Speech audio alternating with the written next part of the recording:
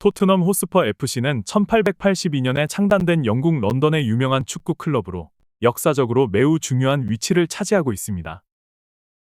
그러나 이 클럽은 빅클럽들과 비교할 때 몇 가지 아쉬운 부분을 안고 있으며, 이는 클럽의 역사와 위상을 더욱 복잡하게 만듭니다.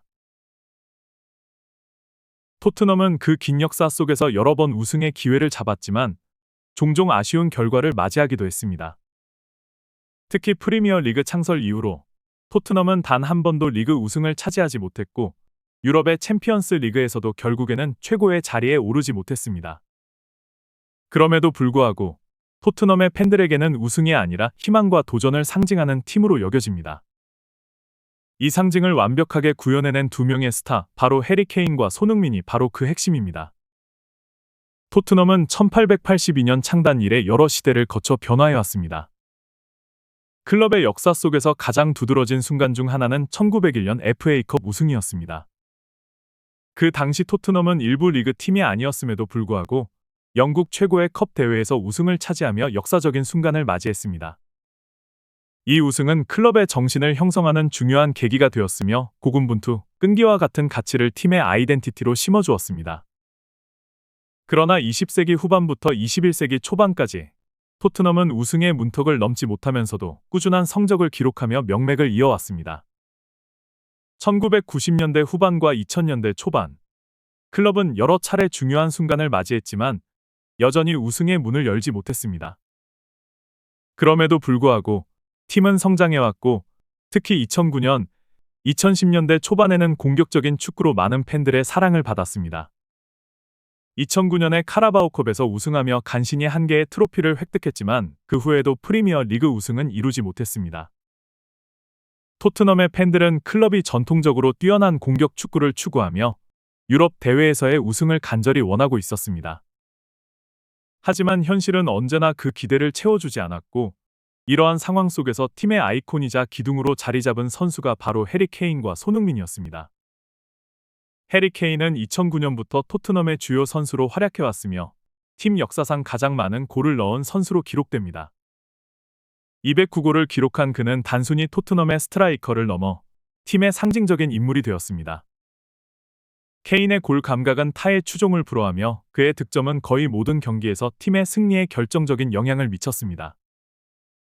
그는 빠른 발, 뛰어난 위치 선정, 그리고 미세한 순간에 골을 넣을 수 있는 능력 덕분에 그라운드에서의 존재감을 확실히 드러냈습니다. 하지만 그럼에도 불구하고 케인은 우승이라는 중요한 목표를 달성하지 못했습니다. 2019년 UEFA 챔피언스 리그 결승전에서의 부진은 그의 커리어에서 큰 아쉬움으로 남았습니다. 그 당시 케인은 부상으로 결장한 상태였으며 복귀 후 출전한 결승전에서는 경기 감각 부족이 여실히 드러났습니다. 토트넘은 리버풀에 0-2로 패배하며 케인과 팀 모두 우승의 꿈을 펼칠 수 없었습니다.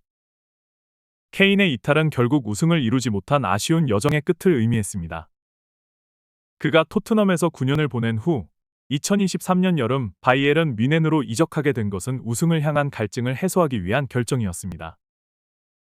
케인에게 토트넘은 이미 개인적인 성과를 넘어서 우승이라는 중요한 목표를 달성할 수 없었던 곳으로 기억되었습니다. 바이에른 뮌헨에서 케인은 더 큰 우승의 기회를 잡았고, 그의 이적은 토트넘의 한 시대가 끝났음을 의미합니다. 케인의 떠남은 비록 팬들에게 큰 상실감을 안겼지만 동시에 토트넘에게는 새로운 시작의 기회가 될 수 있었습니다. 손흥민은 2015년에 토트넘에 입단하면서 팀 내에서 빠르게 중요한 위치를 차지하기 시작했습니다.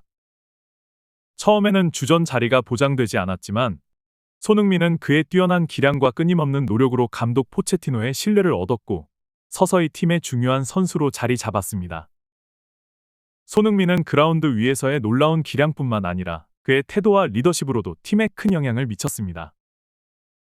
그는 단지 득점만 하는 선수가 아니라 공격 전개와 연결, 그리고 팀워크를 중요시하는 선수였습니다. 손흥민의 득점력은 해리 케인에 비해 상대적으로 적지만 그의 골은 거의 언제나 중요한 순간에 나왔습니다.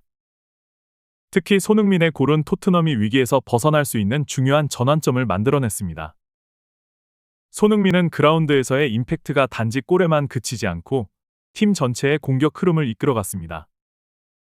그의 전방에서의 플레이는 단순히 득점으로 끝나지 않고 동료 선수들과의 연계, 특히 해리 케인과의 협력 플레이로 인해 팀의 공격력을 극대화했습니다.